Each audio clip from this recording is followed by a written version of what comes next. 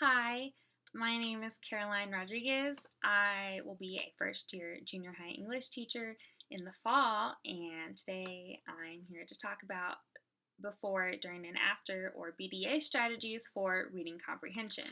My favorite BDA strategy that I have found and plan to use in my classroom is the anticipation and reaction guide. Looks like this.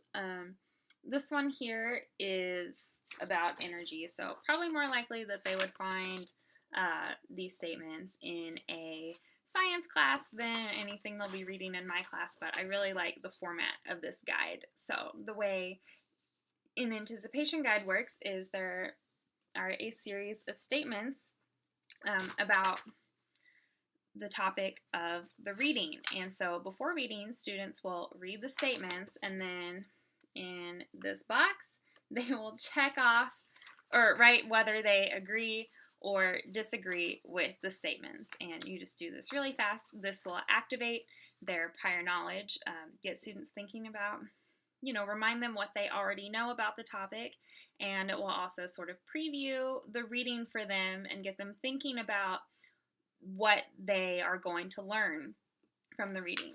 So during reading, students will be annotating their text, looking for information that goes with these statements. So they'll be looking for these statements in the text, and when they find them, depending on the format that the text is in, they will underline it, highlight it, put a post-it note, or mark it in some way so they know that that's where a main idea, some key information in the text is. And then on their guide, they will write down the page number that they found it on.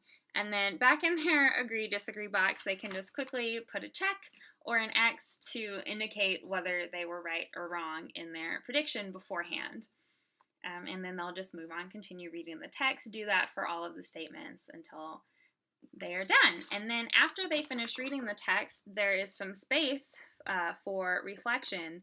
So they can go back to their text and where they marked it, and go back to what they thought beforehand, and they can reflect on whether they already knew it, whether they guessed, how they knew what they already knew, or if they were wrong, why they thought that, and what they learned from the text that they didn't know beforehand in the reflection. And this is also, after completing this guide, I think this is a great way to prepare students to have more discussions about this. So this is great too. Then you could have a whole class discussion. You could have students discuss in partners, and now they'll know a little bit more about the topic. They'll be actively thinking about how they know, what they know, and they will be ready to have more in-depth conversations and interact with more challenging material about the topic.